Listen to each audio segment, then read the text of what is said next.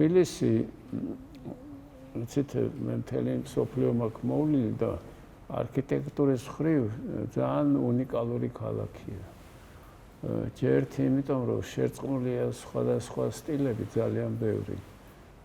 ეს ქართული აივნები, ევროპული სხვადასხვა სტილის დაწყებული ბაროკოდან დაწყებული და არტ-ნოვოთი დამთავრებული არის კლასიციზმი და ასე შემდეგ და არის შესანიშნავი მაგალითები ამის თბილისში. ეს თქვენ შეგიძლიათ ნახოთ რუსთაველის პროსპექტზე, შეგიძლიათ ნახოთ რა ქვია დავით აღმაშენებელი ახლა ქვია და იმის მიმდებარე ქუჩებზე, სოლოლაკში და ასე შემდეგ. ძალიან დამახასიათებელია, ახლა არ ვიცი თქვენ იცით თუ არა, რომ თბილისური ევროპული ყაიდის სახლები, ფასადი აქვთ ევროპული. შეიძლება იყოს ის ბაროკო ან კლასიციზმი იყოს ან ასე შემდეგ, მაგრამ უკანა მხარე არის აივნები, ღია აივნები თბილისში.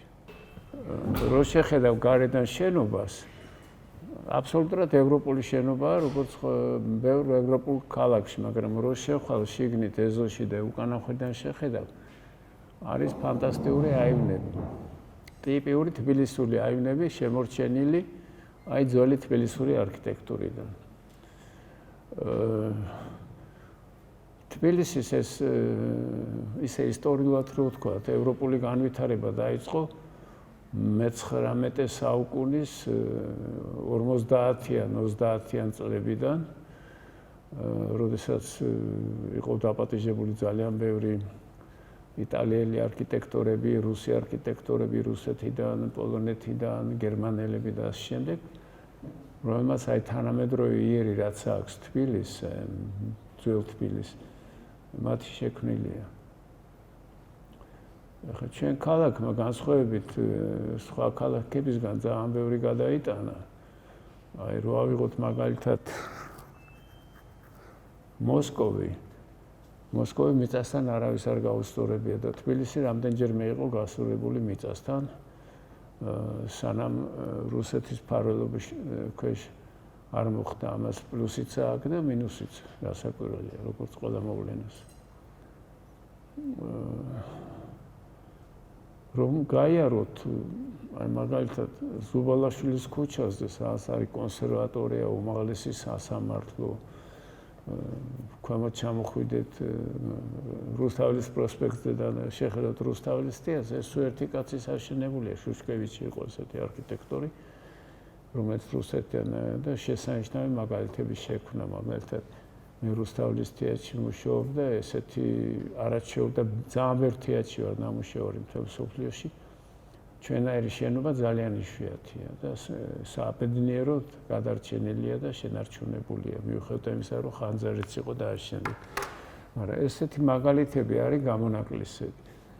თანაც ერთი საინტერესო ისაა, რომ გვერდი-გვერდზე შეიძლება აბსოლუტურად სხვადასხვა სტილის შენობები იყოს, მაგალითად აი ფაბრიკა ახალგაზრდებმა ყველგან იცის, ერთ კუთხეში დგას არაჩვეულებრივი თბილისური სახლი ქართული აივნით, შემოსილი აივნით და მე ქუჩის მეორე მხარის წარმოუდგენელი სილამაზის არტ-ნოვო შენობაა, რომელიც საკმაოდ შელახულია, მაგრამ დღემდე არსებობს.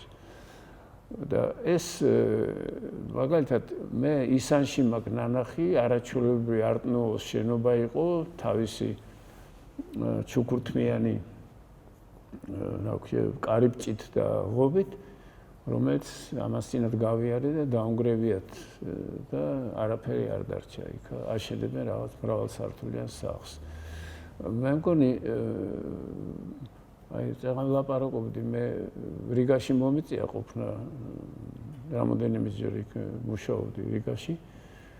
იცით, რაღაც ფანტასტიკური მოვლილია მათი ძველი ქალაქი. აქვთ ეს უბანი, რომელიც ცნობილია მე მგონი მთელ მსოფლიოში, არტ-ნოვო შენობები, ფანტასტიურად რესტავრირებულია, ხელშეუხებელია ყველაფერი, ზუსტად ისეთია, როგორც იყო ძველ ქალაქში რიგაში. მე იქ შემხვდა ხალხი, არქიტექტორებთან მქონდა საქმე. იქ ფანჯრის რაფას და კარებს კი არა, ფერს ვერ შეცვლი, უფლება არა გაქვს. კანონი არსებობს და ამ კანონს იცავენ. ესე ხდება ასევე მაგალითად პეტერბურგში. ინგლისში მაგალითად ესეთი ტრადიციაა, რომ ძველ ფასადებს ინარჩუნებენ და უკანა მხარეს უკვე მოძველებულს და იმას ანგრევენ და უშენებენ თანამედროვე ბინებს, მაგრამ ფასადები რჩება და ამის ძალიან ბევრი მაგალითია. ჩვენთან მე ესეთი შთაბეჭდილება მაქვს, რომ თავის ქალაქი არ უყურს ხალხს. მიზეზი ამისი რა არის, არ ვიცი. მაგრამ ეს აბსოლუტურად უკანონო მშენებლობა დიდი კომპანიების საკმაოდ ბევრი რა ვიცი მოეწყინება უზნეო არქიტექტორი, რომელიც ფულის გულისთვის ყველაფერზე არის მზად. ეს არა მარტო თბილისში ხდება, ეს ბათუმშიც ხდება, ეს მე ვნახე სიგნახშიც და ბევრ ადგილას საქართველოში. იმიტომ რომ უნდა კანონი არსებობდეს და თუ არსებობს ეს კანონი და არსებობს, ამ კანონს არავინ არ იცავს საერთოდ.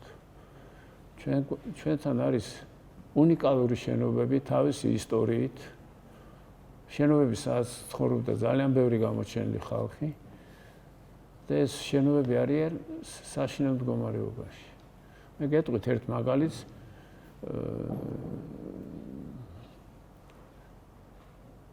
სოლაკში არის სახლი, რომელშიც ცხოვრობდა ბაბუა ჩემი. ამ სახლში ცხოვრობდა პავლე ინგოროყვა, ის სახელობის ქუჩა ესა. ამ სახლში ცხოვრობდა ირაკლი გამრეკელი, გამოჩენილი მხატვარი, ახმეტელის მხატვარი. ამ სახლში ცხოვრობდა ესეთი გამოჩენილი კომპოზიტორი ტარავერდიევი, თბილისელი. და ამასინა ჩავიარე იქა და ბაბუა ჩემი ცხოვრობდა, რომელიც იყო პირველი ქართული თავისუფალი საქართველოს კონსტიტუციის შემქმნელი და ერთ-ერთი დამფუძნებელი რესპუბლიკის. სახლი არის საშინელ მდგომარეობაში. გააკეთეს რაღაც პირველი სართული გალესეს ნაცრისფერი ცემენტით. უშვენიერი სახლია, ეს ნეოკლასიციზმის სტილში.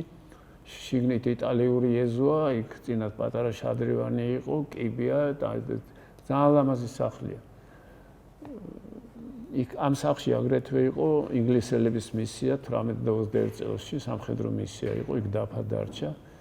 ამ რემონტის შედეგად ამ პავლე ინგოროყვას დაფა გამქრალია, მემორიალური დაფა და იმის მაგივრად არის უზარმაზარი რაღაც საპარიკმახეროს რეკლამა. ამას ხდები ყოველ ნაბიჯზე თბილისში. მე არ ვიცი ვის ეხება ეს, ძეგლთა დაცვას ეხება, არქიტექტურულ საბჭოს, მერიას თუ ასე შემდეგ.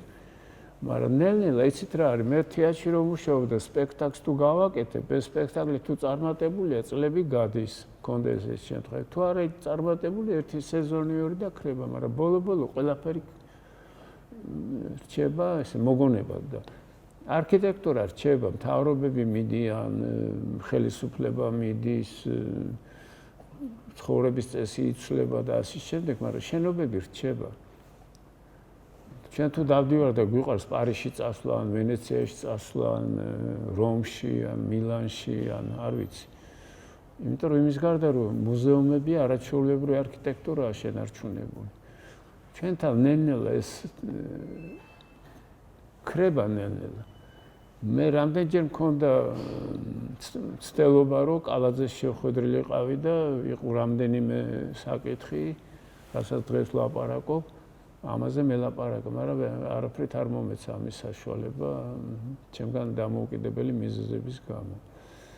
თუ არსებობს ორგანიზაცია, ვიცით, ძალიან დიდი ზიანი მიაყენა საბჭოთა ხელისუფლებამ, რა ქვია, საქართველოს. ერთი ძალიან დიდი ზიანი ინტელექტუალური მიაყენა, იმიტომ რომ 37 წელში მოცელეს სულ ყველა ვინც იყო საქართველოში. მიქელაძე, ახმეტელი, ოცხელი და რა ვიცი, ჯავახიშვილი და უამრავი ხალხი. ვინც გადარჩა, ხმა ჩააგდებიეს, მაგრამ ამის გარდა ძალიან ბევრი დაანგრიეს. მოსპეს უზარმაზარი რაოდენობის ეკლესიები, შენობები. მაგალითად, სადაც ახლა დემონსტრაციები ტარდება მთავრობის სასახლე, თქვენ შიგნით არ ვიცი მე ყოფილიყავ თუ არა, ფანტასტიკური არქიტექტურა, კასკადურად აშენებული მთაწმინდიდან და ომის მერე აუშენეს ეს წინ ეს ბრტყელი კედელივით შენობა თავის თაღებით.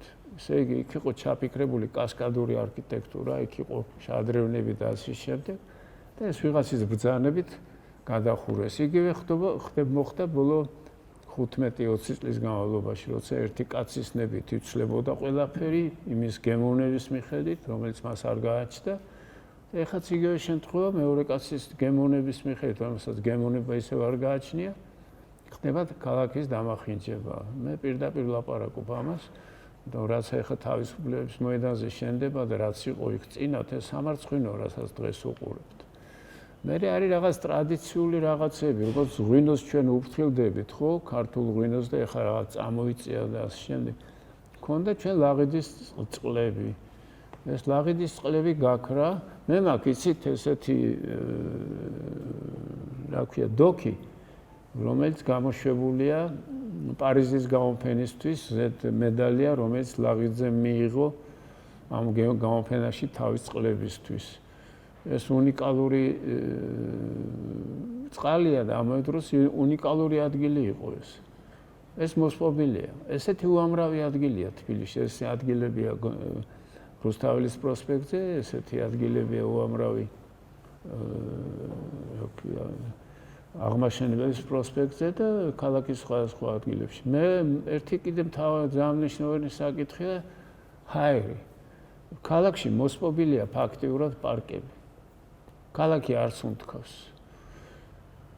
აი თქვენ თუ არ ვიცი ახალგაზრდები დადიხართ, მე ხშირად მიწევს მთაში სიარული, რომ ბრუნდები თბილისში იმ წუთში ვგზნობ, რომ ქალაქში აბსოლუტურად მოწამლული ჰაერია, საშინელებაა. იყო პარკები თბილისში, იყო საცურაო აუზები, ეს ყველაფერი მოისპო. რატო? იმიტომ რომ უნდათ იქ აშენება მრავალსართულიანი სახლების, ვიღაცას დიდი ფული აქვს, ნებართვებს იძლევენ, ვინაძლევს ამ ნებართვას არ ვიცი, პოულობენ არქიტექტორებს, რომლებსაც ეს ყველას არ ეხება, მაგრამ პოულობენ ხალხს, ვისაც არავითარი მორალური კრიტერიუმები არ გააჩნიათ, ფულის გულისთვის მზად არიან ყველაფერი გააკეთონ და ამას ვხედავ ჩვენ ყოველნაბიჯს. მე ეს გარემო ძალიან მოქმედებს ცხოვრებლებზე, ადამიანებზე, ვინც იქ ცხოვრობს, იმიტომ რომ შენ როცა ცხოვრობ კარგ გარემოში, მაგალითად, მე ვენეციაში ვარ ნამუშევარი რამდენჯერმე. უბრალოდ სიაუნებაა იმ ქალაქში ყოფნა, იმ ქალაქში სეირნობა. ან ნამუშევარი ბოლონიაში, კიდე ბევრ სხვა ევროპულ ქალაქებში. სასიაუნოა იქ ყოფნა. აი რიგაშიც რო ვიყავი, სასიაუნოა იმ ქალაქში რო გამოხვიდე, ყავადალიო ამ ძველ ქალაქში გაერო და ამ შემდეგ. უზარმაზარი პარკებია სულგან. რიგაში პარკია რო შეგიძლია რამდენიმე კილომეტრი იარო ამ პარკში. მე მაგალითს მოგიყვებით, ძალიან ისეთი მაგალითია, ხშირად მომყავს, როცა კამათი მომდის, რომ ფული ჭრის ყველაფერს. ნიუ-იორკში არის ცენტრალური პარკი, არ ვიცი, ამერიკაში მიყოფილა თქვენგან. ცენტრალური პარკი, რომელიც მდებარეობს პარკ ავენიუზე, შემდეგ მოდის მედისონი და იქ მეხუთე ავენიუ. ამ მონაკვეთში, ერთ მხარეს და მეორე მხარეს, ცხოვრობს ხალხი, ვის ხელშია მთელი მსოფლიოს ფული. ესეთი მდიდარი ხალხი არსად არ არის მსოფლიოში. აი ვინმე გაბედოს კი არა, იფიქროს კიდევაც, რომ ამ პარკში რაღაც ბუდკა ჩადგას, აი რომ ესე რო ვთქვათ, პრიმიტიულად. ან მაღაზია გახსნას, ან ესეთი რამე გააკეთოს. ეს ყოველად წარმოუდგენელია დაუშვებელი. ამ პარკში არის ზოოპარკი, ამ პარკში შეიძლება იუარჯიშო, ჰაერით ისუნთქო და ასე შემდეგ. ჩვენთან ესეთი ადგილები ნელ-ნელა აბსოლუტურად ქრება. ხალხი დღეს დადის ლისის ტბაზე, სავარჯიშო და სარბენად. მაგალითად, კუს ტბა რო ავიღოთ ჩვენ, მე ჩემ ბავშვობიდან მახსოვს, თქვენზე ბევრად უპროსი ვარ, ეს იყო ულამაზესი ცარიელი ადგილი, სადაც არაფერი არ იყო ბუნების გარდა.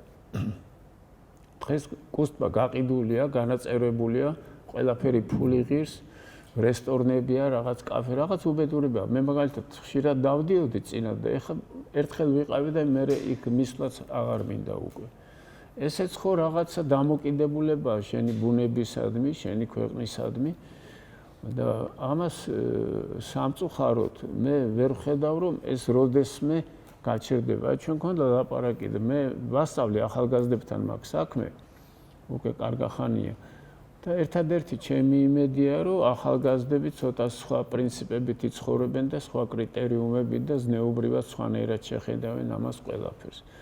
იმიტომ რომ საქართველოს ძალიან პატარა ქვეყანაა და უამრავი მშვენიერესი ძეგლები აქვს, ბუნებაზე არ ვლაპარაკობ. ფანტასტიკური ბუნება აქვს საქართველოს. არავითარი შვეიცარი არ შეედრება ამას.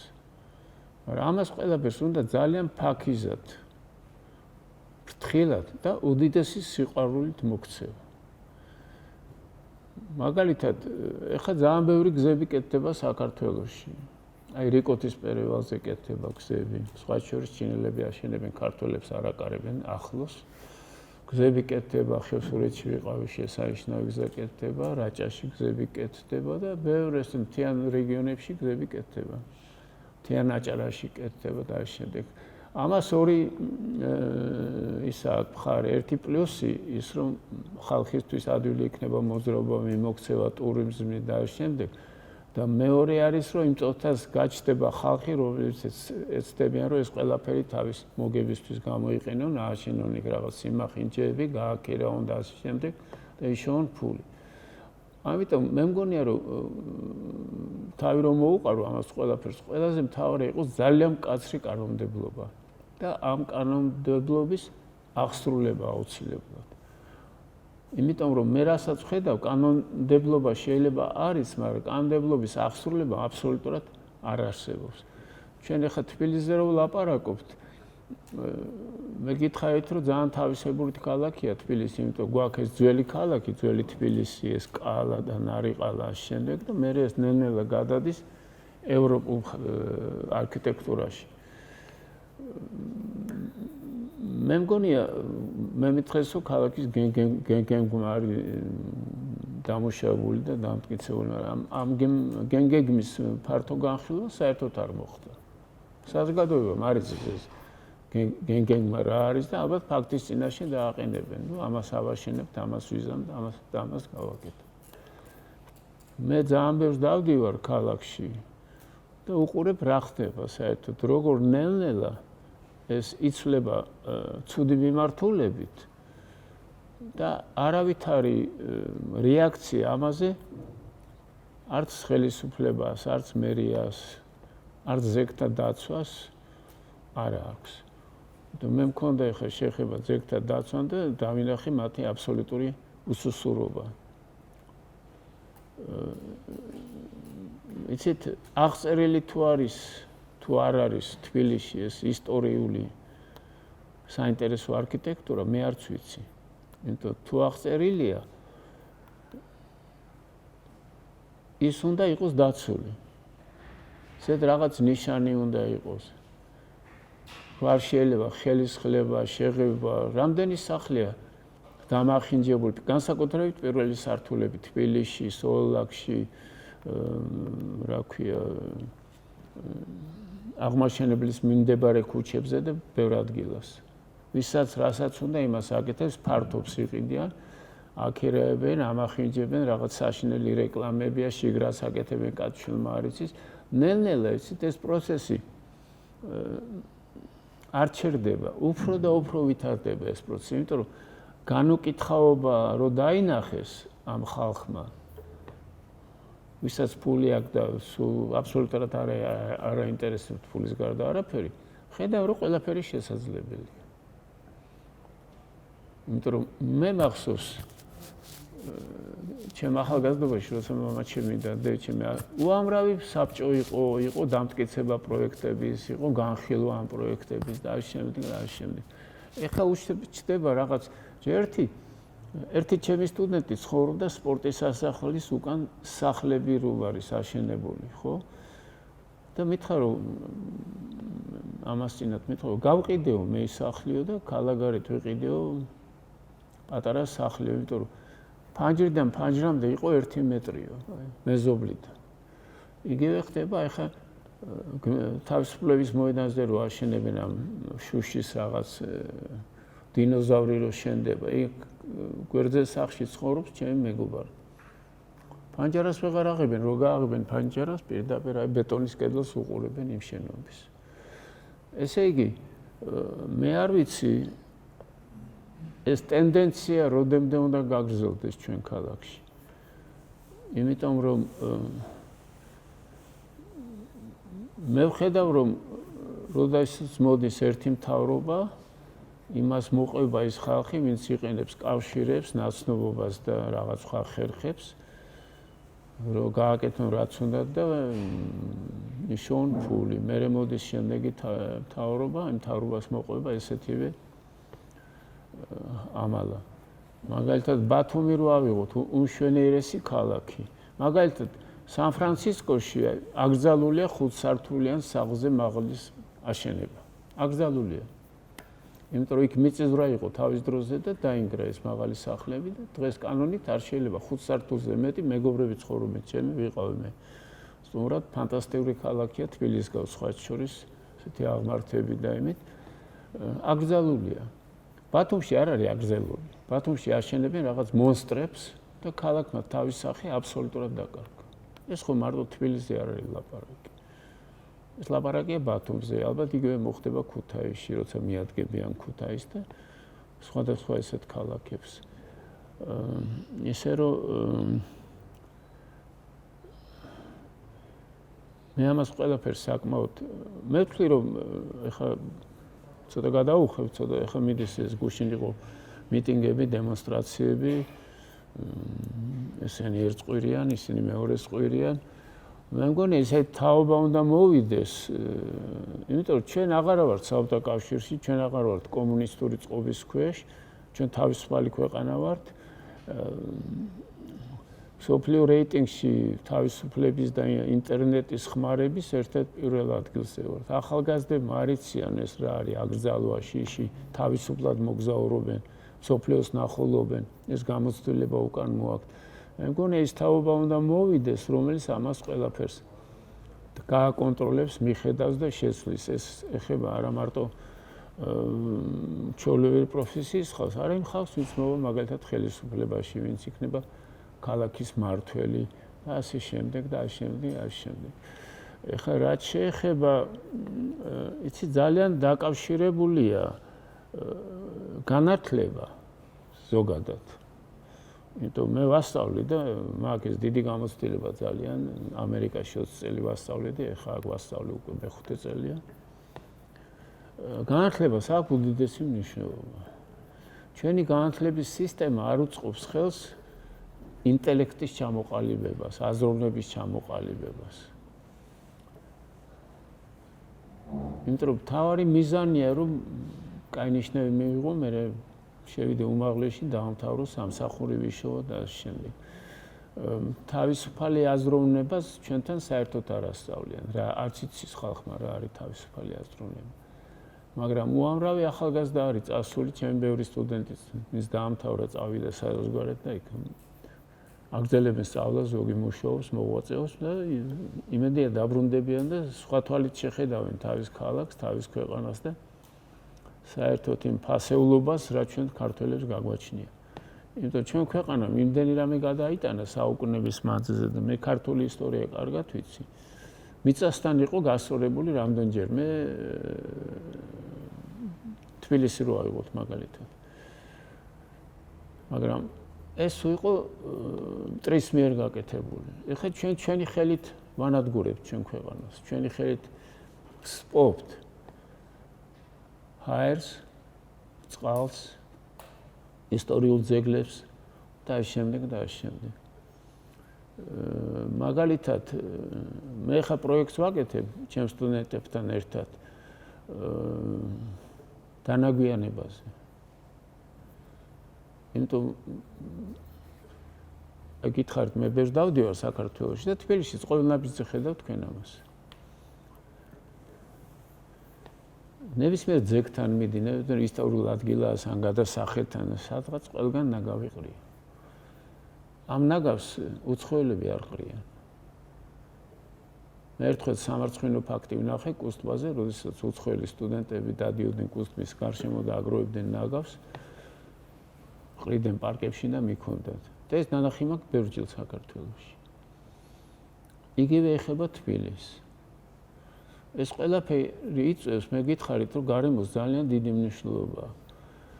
იმიტომ რომ როდესაც მე ლაპარაკობ განათლებაზე, ეს განათლება იწყება ოჯახიდან საერთოდ სადაც შენ გასწავლია, რომ ამის გაკეთება არ შეიძლება, ამის გადაგდება ქუჩაში არ შეიძლება, წიგნი უნდა წაიკითხო.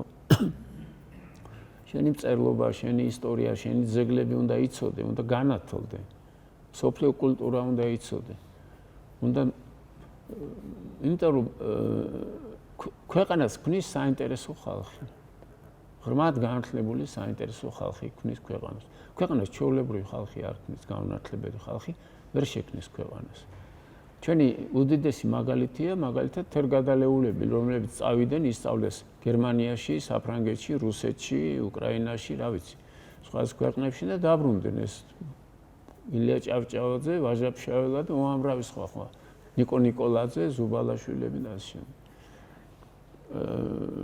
მე იმედი მაქვს, რომ ეს ხალხი დავარქვათ, მაგრამ თერგადალეულები დაბრუნდება საქართველოში. და გააკეთებენ იმ საქმეს, რომელიც ამ ქვეყანას მართლა ეკადრება. იმიტომ რომ ძალიან პატარა, როგორც გითხარით, 37 წელს რუსეთმა გაუძლო. ჩვენ ვერ გაუძლებთ. ჩვენი ინტელექტუალური ელიტა იყო მოსპობილი ერთი ხელის მოსმით. დიდი პერიოდის მანძილზე გაქრა მწერლობა, დიდი პერიოდის მანძილზე გაქრა თეატრი, დიდი პერიოდის მანძილზე გაქრა სხვადასხვა ხელოვნების დარგები, მეცნიერების დარგები გაქრა ძალიან ბევრი მეცნიერი დაიღუპა. და ამის აღდგენა პატარა ერისთვის ძალიან რთულია. არა გვაქვს ჩვენი ამხელა პოტენციალი ჩვენ ქვეყანას. ჩვენ არა ვართ 30 მილიონი ან 50 მილიონი. ჩვენ ვართ პატარა ერი, რაღაც დაახლოებით დღეს მე მგონი რაღაც 4 მილიონი ვართ თუ რაღაცა ესე ვართ ამ იმაში. ამიტომ მე მგონია, რომ თვითეული ადამიანის მოვალეობა რომ თავის თავს კითხოს, რა უნდა გავაკეთო მე ჩემი ქვეყნისთვის, რითი შემილია დავეხმარო, რა არის რაც არ უნდა ვიკადრო და რა არის რაც უნდა გავაკეთო. ამას ეს ეხება არქიტექტურასაც, იმიტომ რომ მე არ მგონი არქიტექტურა შენ თუ ისწავლებ ხაზვას და პროექტის აგებას და 3D-ში ამას გაკეთებას, ბავშვები აკეთებენ 3D-ს უკვე. არაფერი არ არის ბავშვებისთვის 3D-ში პროექტის გაკეთება. მაგრამ მორალური კრიტერიუმები თუ არ გაგაჩნია, რა მნიშვნელობა აქვს შენ 3D-ში აკეთებ თუ ხაზავ თუ რა, ამას არაფერი მნიშვნელობა არ აქვს აბსოლუტურად. ამერიკაში 9 წლის, 8 წლის ბავშვებმა 3D იციან მშვენივრად. არაჩვეულებრივად იციან. მეორე არის თვითონ განათლების სისტემა საქართველოში, რომელიც დაახლოებით საბჭოთა ეძახიან რაღაც ბოლონიის პროექტს, მაგრამ პრინციპში საბჭოთა სისტემა ჩვენთან განათლების. აბსოლუტურად. მეც რაც მახსოვს სკოლიდან და რასაც დღეს უყურებ და ბავშვებს ველაპარაკები, არაფერი განსხვავება არ არის.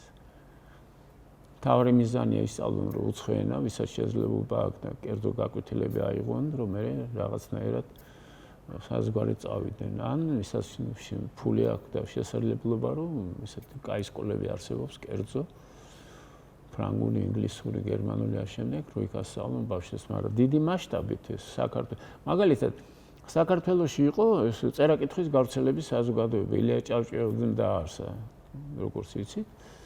რომელშიაც უამრავი ხალხი იყო გაერთიანებული, რამდენიმე 1000 ადამიანი იყო გაერთიანებული. და მე მაგ დავთრები, იმიტომ ბაბუა ჩემიც იყო ამის ერთ-ერთი აქტიური წევრი და დარჩა რაღაცეები. და სადაც ყოველწლიური ანგარიშებში წერია, აი ამ რაიონში, ამ მაზრაში, ამ სკოლაში გავაგზავნეთ ამდენი ფული, ამდენი სახელმწიფო მასწავლებლებს მოუმატეთ ხელფასი. ამდენი სტუდენტი დავაფინანსეთ, რომ საზღვარი წასულიყვნენ სასწავლებლად და ამ შემდეგ და ამ შემდეგ. ასე ერთ-ერთ ასე დავთარში არის ანდერძები. იგივე ზუბალაშვილების, იგივე სარაჯიშვილის და უამრავი სხვა ხალხის, რომელსაც თავისი ფულს ანაწილებენ თავის ანდერძში, რაც მოხმარდეს. და ძირითადად ახმარებენ ცოდნას, განათლებას და ხელოვნებას. ამას. დღეს მე როცა ვლაპარაკობ ამ ხალხზე, ვინც ფული აქვს და რასაც უნდა აშენებენ და იყენებენ იმ არქიტექტურებს, რომელსაც არავითარი ზნეობრივი თვისებები არ გააჩნია, დღეს მაგალითად არავინ არ დებს ხელოვნებაში ფულს. ძალიან მდიდარი კომპანიები არსებობს, ბანკები არსებობს, უამრავი. კაპიკ ფულს არავინ არ დებს. პიარ აქციისთვის რაღაცას აკეთებენ, მაგალითად მოაწყეს დავით კაკაბაძის გამოფენა, რომელსაც არ ჭირდება პიარი დავით კაკაბაძის. მაგრამ ახალგაზრდული პროგრამები საერთოდ არსებობს. მე მომიწია რამდენჯერმე ფულის თხოვნა სტუდენტური პროექტებისთვის, საერთაშორისო პროექტებისთვის. კაპიკი ფული ვერ ვიშოვეთ ვერსად ეს ტრადიცია ხო იყო. ის ხალხი იყო ძალიან მდიდარი. ზუბალაშვილი, სარაჯიშვილი და უამრავი სხვა ხალხი, თვითონ თავად ილიაც, რომელიც ზრუნავდნენ ქვეყანაზე, ქვეყნის განვითარებაზე. მაგალითად, საქართველოში 1860 წელი იყო, მე თუ არ მეშლება, იყო ჩამოყალიბებული საბჭო, რომლის ნებართვის გარეშე არც ერთი შენობის აშენება არ შელებოდა თბილისში. იმიტომ მანამდე დაიწყო უკანონო მშენებლობა თბილისში. თბილისში ძალიან ბევრი ხალხი ჩამოვიდა განსაკუთრებით ბაქოდან, იმიტომ რომ ბაქოში შეულობდნენ ფულს და ცხოვრება უნდოდა თბილისში. იმიტომ თბილისში იყო ოპერის თეატრი, თეატრები იყო, იტალიური ოპერა იყო და ამ შემდეგ კულტურული ცხოვრება იყო ძალიან საინტერესო თბილისში. ბევრი უკანონო მშენებლობა დაიწყო და გამოვიდა ეს კანონი 1800 მე მგონი 60 წელი თუ რაღაც წელი იყო. რომის მიხედვითაც არავის არ ქონდა უფლება მშენებლობის დაწყების, სანამ მათი პროექტი არ იქნება განხილული ამ საბჭოს მიერ. და მოწესრიგდა ეს ამბავი და ამიტომ გვაქვს ჩვენ რუსთაველის პროსპექტი, ეს დავით აღმაშენებელი ყოფილი ვარანცოვის ქუჩა და ბევრი სხვა უბანი. აი ეს ევროპული რაც შემორჩა, ეს აი ამ კანონის წყალობით შემორჩა. მე რასაკვირველია მოყვა მე იცით რა არის გამოკითხვა იყო მე-20 საუკუნის დასაწყისში, აი მეორე მსოფლიო ომამდე რა მომავალი ექნება ქვეყანას და ისეთი ნათელი ისეთი აზრები რომ ეს გაიფურჩქნება კულტურა, ქართული ენა, ესა მე დაიწყო პირველი მსოფლიო ომი და მე მოვიდა 21 წელში ისევ ქართველი ორჯონიკიძე შემოვარდა საქართველოში, მოსპო ვინც შეიძლებოდა მოესპო, მოკლედ თელი ელიტა ქართული იყო მოსპობილი ფაქტიურად. და მაინც გადავრჩით, მაინც ვარსებობთ, მაგრამ დღეს არავინ არ გვესხმის მაინც და მაინც თავზე. ნუ დაგესხა ეს პუტინი, რა ვქნათ ახლა. იმპერია. მაგრამ ჩვენ შიგნით თვითონ ვანგრევთ ჩვენ ქვეყანას.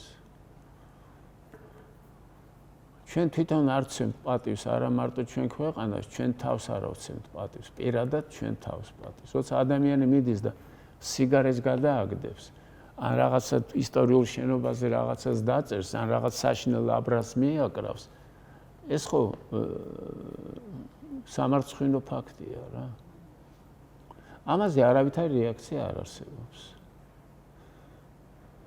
ხო, მთავრობის წინააღმდეგარი მთავრობა შეიძლება თუ არ შეიძლება ზნეობრივად ერი ხო არ იცვლება ამ მომენტში რა.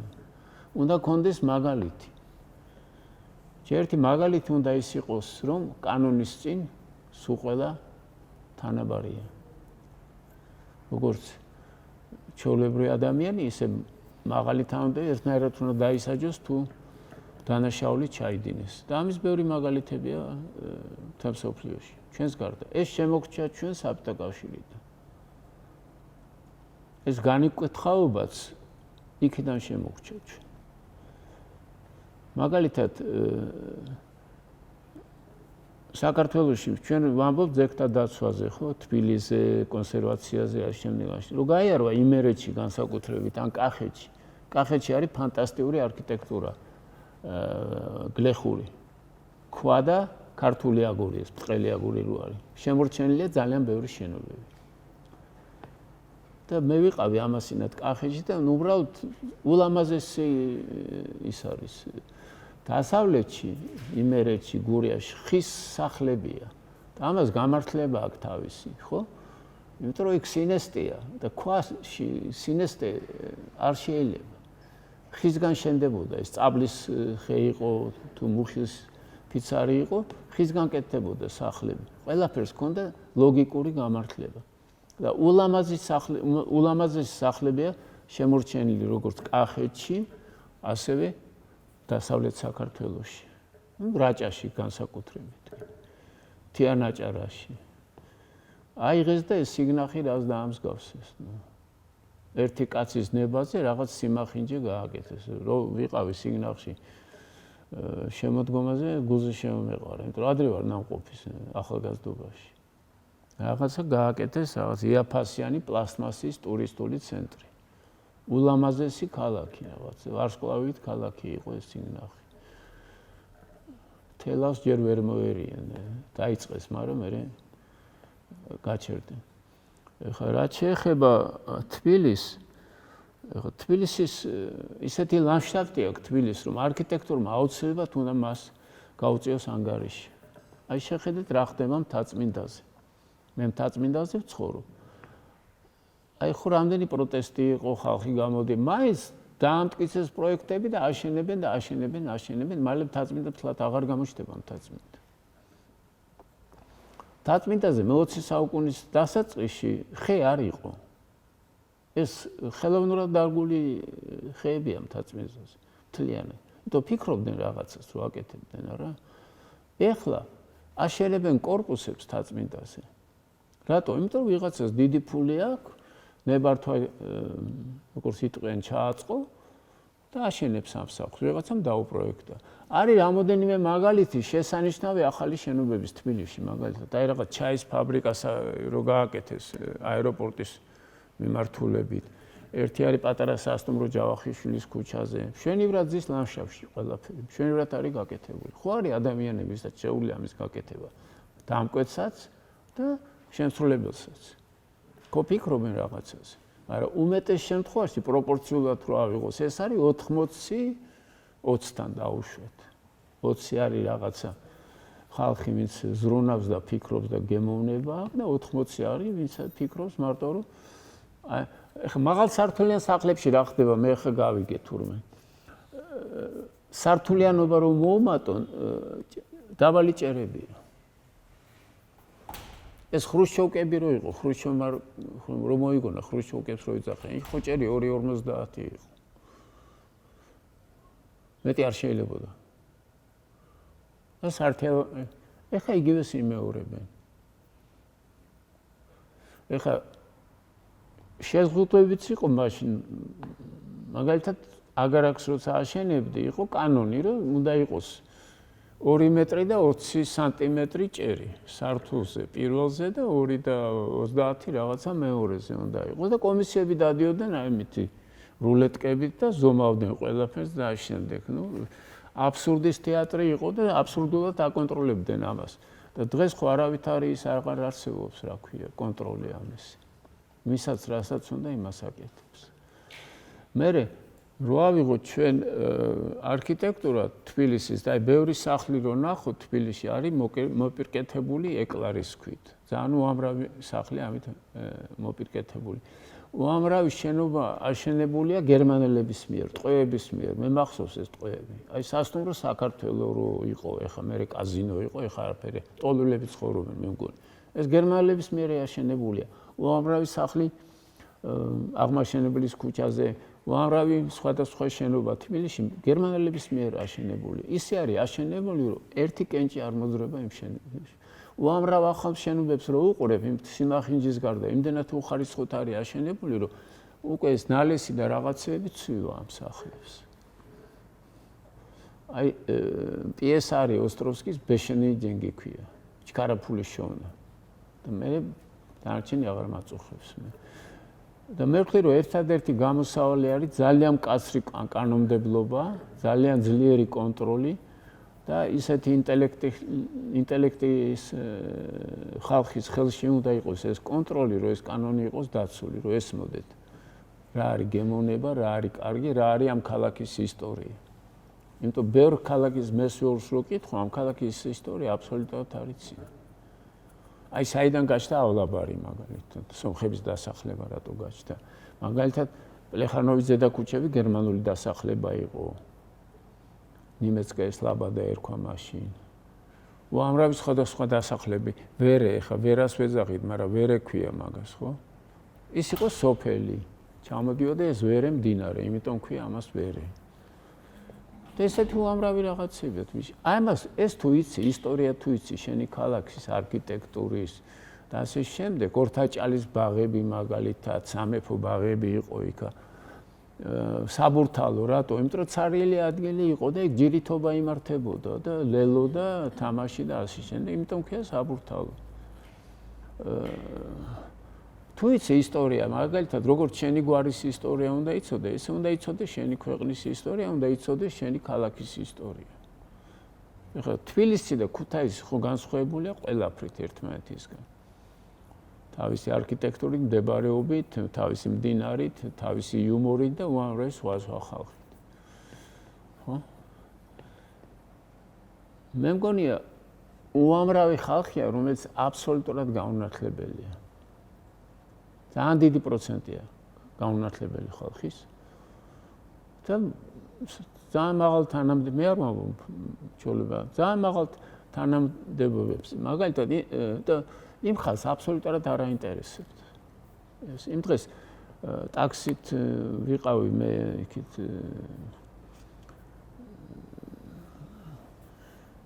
სუპლეხანოს ვიძახი, აღმაშენებლის ზემოთ. ბებია ჩემს ძველ სახელებს იძახდა სულ რაღაც მეფის დროინდელს და მე ვერ ვიგებდი რა უნდა ჩემ. ხო და მე ტაქსისტმა დავიწყეთ ლაპარაკი და მე ვუყვებოდი რომ ეს უბანი ეს იყო ეს უბანი, რა საინტერესოა ეს ყველაფერი, რამე წიგნი არის ამის შესახებ. ამის შესახებ არის წიგნი გამოცემული საბჭოთა კავშირის დროს. თბილისის ისტორია. ამის შესახებ არის გრიშაშვილის არაჩვეულებრივი წიგნი. მე ვამბობ პირველ გამოცემაზე, იმიტომ რომ მეორე გამოცემა რო გამოვიდა, იქიდან ბევრი რამე ამოკვეთეს საერთოდ. არის პირველი გამოცემა 20-იან წლებში დაწერილი. სადაც უამრავ ადაწესებს გაიგებ, როგორ ცხოვრობდა ხალხი. აი, თბილისში იყო მიწური სახლები ძირითადად. მე-18 აღმა ხანის შემოსევის შემდეგ იყო მიწური სახლები და ნახევარ ფანჯარა მიწაში იყო, ნახევარი ფანჯარა ზემოთ იყო და ბანიანი სახლები რო იყო. გაგარინის ნახატებშია ძალიან ბევრი ბანზე რო ცევკავენ და ამ შემდეგ. მაგას თავისი გამართლება ქონდა, იმიტომ რომ იმ სახლებში ზაფხულში გრილოდა და ზამთარში სითბო იყო. ესე როგორც გამართლება ხის სახლებს დასავლეთში და ქვის სახლებს აქეთ აღმოსავლეთში, კახეთში და ამ შემდეგ. ამიტომ თბილისშიც ამ შენობებს მაგალითად მე რო ვთქვი უნიკალური ის არის რომ გარედან ევროპული არქიტექტურაა და მეორე მხარეს არის თბილისური არქიტექტურა, აივნები და ბანები და ასე შემდეგ. ამასაც გამართლება აქვს. ეს კლიმატის გამოა გაკეთებული. სუქვის არ შეიძლებოდა დაიხჭებოდა ხალხი შიგნით. აივნებზე ძირითადად უმეტეს დროს ზაფხულში გატარებდა ხალხი. ესეც სახლში ცხოვრობდა ბებია ჩემი და კარგად მახსოვს ეს მთელი მეზობლობა და ამ აივანზე რა ხდებოდა და ასე შემდეგ. ყველა ქალაქს აქვს რაღაც დამახასიათებელი. და ეს დამახასიათებელი თვისებები თუ ნელ-ნელა მოსპე, ხდება ეს უსახო, უფერული, არასაინტერესო. ეხლა ვის აინტერესებს ნებისმიერ ტურისტზე არ ვლაპარაკობ ჩვეულებრივზე რომ ჩამოდიან აქ. მე ვლაპარაკობ ისეთ ხალხზე, ვისაც რაღაც განათლება აქვს და ცოდნა. ვის აინტერესებს ეს მაღალი კორპუსები და ესენი? ხო არ აინტერესებთ არავის. დადიანებდნენ ძველ დარბაზებს და მოხატული იყო უამრავი სახლი შიგნით. ბინები იყო მოხატული არაჩვეულებრივად. შემორჩა კიდე რამოდენიმე ესეთი. ავყოფილი მე რამოდენიმე ესეთ სახლში. აი ამის თუ არ მოხდა ძალიან დიდი მუშაობა უნდა ამას. ამის ყველაფრის აღრიცხვა თუ არ მოხდა. თუ არ მოხდა ამის კონტროლი, ძალიან მკაცრი კანონების შემოღება, ჯარიმების სახით და ასე შემდეგ. იმიტომ რომ ამბობენ რომ კანონები არის ან და მეორე მხრიდან შეხედავთ რომ ვისაც საათს უნდა იქ დაარჭობს სახლს, როგორც თაწმინდაზე ხდება ახლა. მერე სივრცე შენ ხო გჭირდება სივრცე, აი ციხე რითია ცუდი, იმიტომ კამერაში ზიხარ შენ, ხო? რომლის ზომა ეს არის. და თგუნავ შენ მორალურად, ხო? ეხლა სახლის სახლზე არ მიბჯენილი და ეს ათრგუნავს იმ ხალხს, ვინც იქ ცხოვრობს, საერი არ აქვს. რომ ბაღები არ არის, პარკები არ არის ქალაქში. შენდება რაღაც დიდი უბანი და იმ უბანს არ აქვს ჰაერია, პარკი არ აქვს საერთოდ. ამაზე არ ფიქრობენ, რაც შეიძლება მეტი აი როგორც ამას რო უყურებ, ამ ტერიტორიაზე აქ არ გავაკეთო დიდი პარკი და ირგვლივ შენობები ავაშენო. აი ეს ერთმანეთზე მივაშენო, რაც შეიძლება მეტი. აი ესე. შევასახლო აქ ხალხი, მოვკრიფო ფული და მერე წავიდე და იქ ვიყიდი სადღაც საფრანგეთში ვილას და ვიცხოვრებ იქ. ეს არის დაახლოებით რაც მინდოდა მეთქვა, ხა შეიძლება კიდე ბევრი ცოტა ისე ვილაპარაკი, მაგრამ მე ეს პრობლემა ძალიან მაწუხებს. არა მარტო თბილისის, არამედ მთელი საქართველოს მასშტაბის, როგორც ძეგლების მიმართ რაც ყინწვეში მოხდა მაგალითად. უნიკალური ძეგლია, უნიკალური ფრესკაა, ყინწვის ანგელოზი და დააგეს ჩეხური თუ იტალიური, რა ქვია მაგას, კაფელი. 30,000 евро დახარჯეს თუ რაღაც ესეთ დაახლოებით მაგ საქმეზე. ეგეთი რაღაც ძალიან ხშირად ხდება. მაგალითად, აი რუსთაველის ძეგლი რო აიღოთ, ეხლა რუსთაველის ძეგლი მე არ ვთქვი რომ რაღაც არაჩვეულებრივი ქანდაკებაა, მაგრამ ისტორიული ადგილია, ხო? აი რო ახვიდეთ კიბეებს და ბუტკებია სულ აშენებული იქ. ვაჭრობა მიდის იქ. ვიღაცა ნებართვა ხო აიღო ამას. როგორ შეიძლება ძეგლი დგას, ეს არის რუსთაველის ძეგლი. რუსთაველი რაც არის ქართველებისთვის, როგორც დანტეა მაგალითად იტალიელებისთვის, ხო? ამ ძეგლის გარშემო შეიძლება ბუტკები დავდგა ესე? ამის მაგივრად რომ პარკი იყოს და მოვლილი იყოს, როგორც ადრე იყო, ხო? მაგრამ ვიღაცამ აიღო ნებართვა, იყიდა ის ადგილი და აშენა. და დღემდე დგას, აი რომ წახვალ თუ გექნებათ საშუალება, გაიარეთ და შეხედეთ.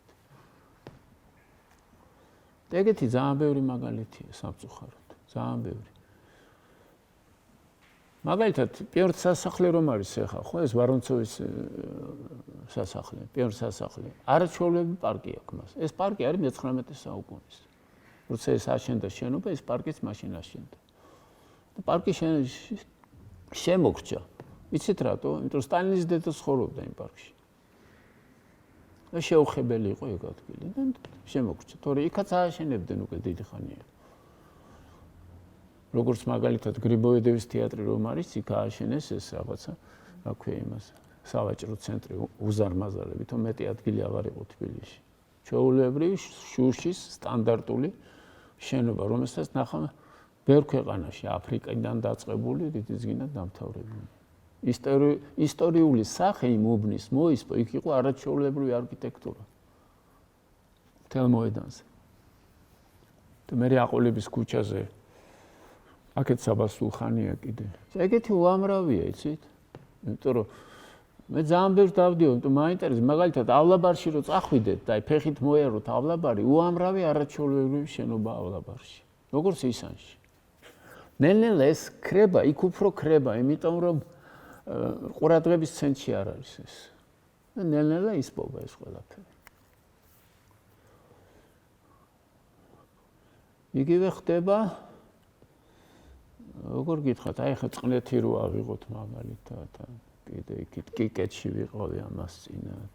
უკვე ერთმანეთზეა ყველაფერი მიდგმული.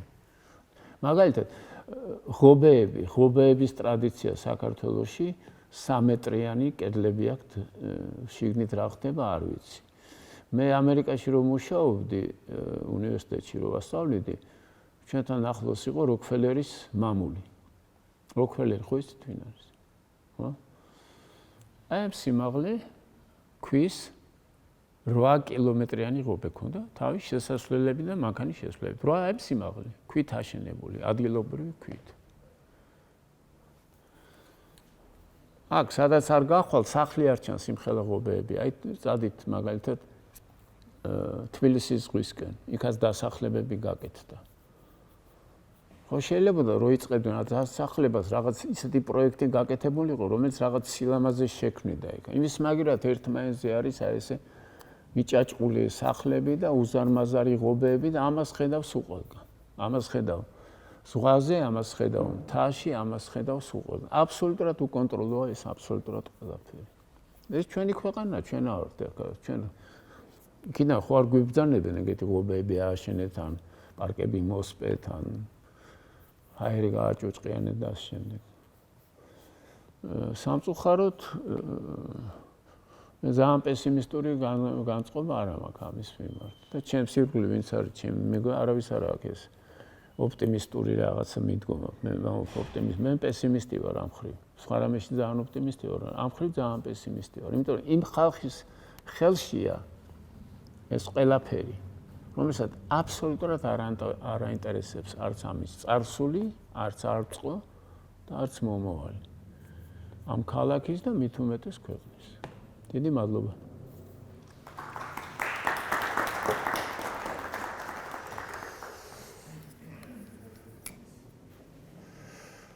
ხო, ერთი მაგალითია, მაგალითად ბაგრატის ტაძარი რო აღადგინეს, ხო, ქუთაისში.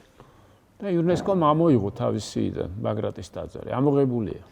აღარ არის ბაგრატის ტაძარი, ესეთი უძველესი ძეგლი ქართული არ არის სიაში. მთელ მსოფლიოში არის ძეგლები, რომლის აღდგენა შეიძლება და იმ მთავრობებს ბევრად მეტი ფული აქვს. და აი წიგნი მაქვს მე, ამას ქვია წინათ და ეხლა დნნ-ო, ინგლისური წიგნია, როგორი იყო შენებები და როგორი არის ეხლა. რა იმ მთავრობებს ფული არა აქვს, ჩვენ ღარიბი ქვეყანა ვართ. ფულიც აქვს და შესაძლებლობაც და არქიტექტურებიც ყავს და მეცნიერებიც და ყველაფერი, მაგრამ ხელუხლებელია ეს ძეგლი. ჩვენთან ხელუხლებელი არაფერი აღარ არის უკვე. ფულის გარდა, ფული თუ გაქვს, ყველაფრის უფლება გაქვს. ეს მართავს სამწუხაროდ აი ამ სისტემას, რომელშიც ჩვენ ვართ დღეს. იმიტომ რომ საქართველო დაამთავრებ კიდევ ერთხელ, საბჭოთა კავშირის დროს იყო ერთ-ერთი მოწინავე რესპუბლიკა თავის კულტურით, მიუხედავად იმისა, რაც გადავიტანეთ ჩვენ ოზნავის აღორძინება იყო კინოსი, ქართული კინოსი, ქართული თეატრის, ლიტერატურის და უამრავი მეცნიერების და უამრავი სხვა დარგის. დღეს საერთოდ არაფერი აღარ აგვაქვს თითქმის. ყველაფერი მოისპო.